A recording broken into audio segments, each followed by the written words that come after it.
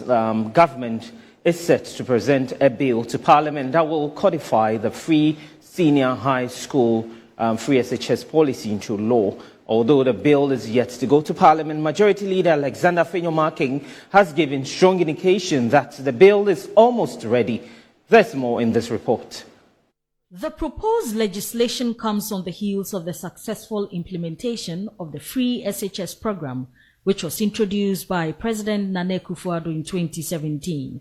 The policy has since removed financial barriers for hundreds of thousands of Ghanaian students, enabling them to access quality secondary education regardless of their socio-economic background. According to the Majority Leader, Alexander Fenyoma, the move to enshrine free SHS into law is crucial, as it will transform what was previously a constitutional provision into a justifiable right. With the proposed legislation, the free SHS policy will be elevated to the status of a legally binding entitlement, ensuring its long-term sustainability and providing a robust framework for its continued implementation and expansion.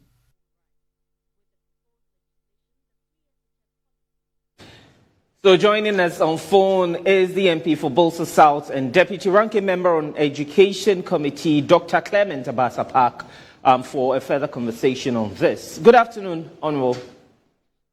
Yes, good afternoon to you and good afternoon to our viewers and listeners. All right. Now, the free SHS bill is set to come to the House for necessary legislative work. Can you confirm if you have seen a draft copy? Well, what we know is what you also know. I believe that it was the same Majority Leader who gave indication when Parliament resumed from recess at an interaction with the Parliamentary Press Corps. The Member of Parliament for Efutu, who is also the Leader of the House, Alexander Fenyoma, indicated that government will be bringing to Parliament a bill on the free senior high school policy. As a member of the Education Committee, I can tell you that we have not seen the bill yet. So we are all waiting for when the bill comes. When it comes, I believe we would have the opportunity to examine its content, and then we will take it from there. But as we speak, as of today, as at now, the Education Committee is just winding up a workshop to consider another bill which is seeking to convert National Service Scheme to National Service Authority. In fact, we just finished and we are about to depart Koforidua back to Accra and to be in Parliament tomorrow. So as far as we know, the bill has not come to Parliament yet and it's not before Parliament as a whole and has not been referred to the Education Committee of Parliament. So there is no bill as far as I know. All right. So from where you sit, do you feel there's the need to make the free SHS binding on successive governments from where you sit? Well, that is not for me to decide. That is for the proponents of the bills to decide. But while they have decided that there is a need, we are obligated to support them because we believe that the policy is a good policy. You must remember that we have long argued that the concept of free education, the constitutional mandate to make education free, is not an idea or a proposition that was generated by the NPP, Akufo-Addo Bawumia, and or Fenyoma.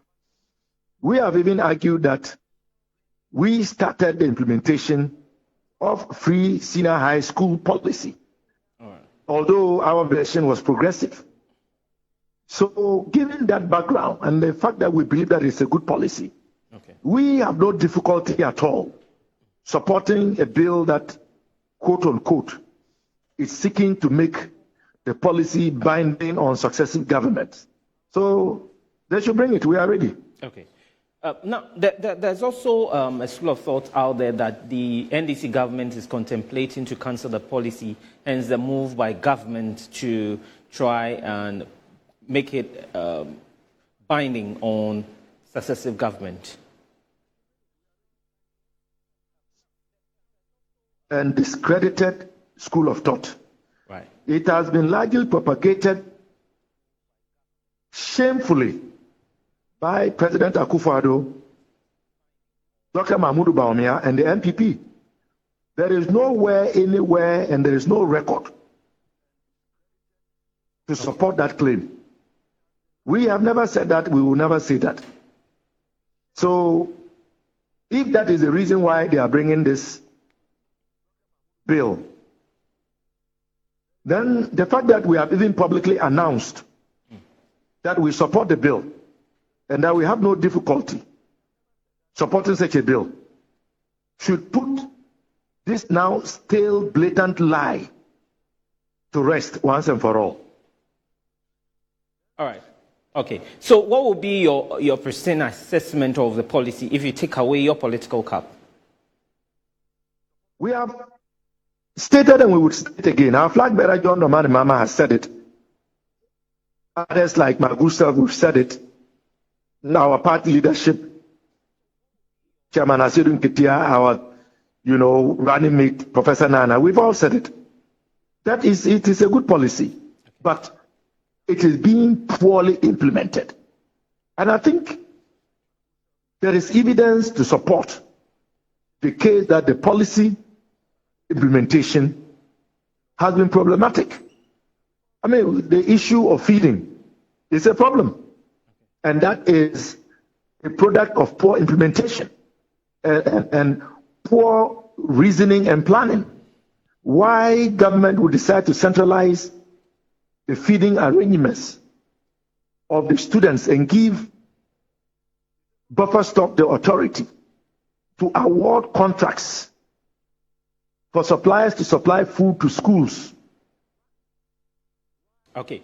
Now, in a context within which even heads of institutions cannot complain about the quality and the quantity of the food, clearly cannot be the best. Okay. We know about inadequate academic and residential infrastructure, which is also a problem. We have argued that the role of the PTAs should be reinstated because PTAs have always played a very important role in education service delivery. And yet, with the current arrangement, PTAs have been largely sidelined. Okay. So the implementation challenges are what we have highlighted and have always called on government to address. But in terms of the policy itself, we have never had a challenge with the policy. Okay. Now, I'm sure you're aware of the back and forth between the WAEC and government. In less than a minute, tell me your take on this. Is that government is failing the citizens. Government ought to invest our resources in areas that are important to our national development and growth. There is no reason why the government is failing to provide WAEC with the needed funding to properly plan and conduct this year's BEC. Right. And it is a blatant lie. Okay. The majority chief whip misled the nation and lied on the floor of Parliament when he claimed that government had paid the arrears due WAEC to the tune of 80 million Ghana cedis. It is not true. Okay. What government has done is to pay 47 million Ghana cedis, which is woefully inadequate to allow WAEC to undertake the needed processes to ensure that the BEC, which is set to take off on the 8th of next month, takes off in a reasonable and acceptable fashion. Okay. Thanks for speaking with us. That's the MP for Bolsa South and Deputy Ranking Member on the Education Committee.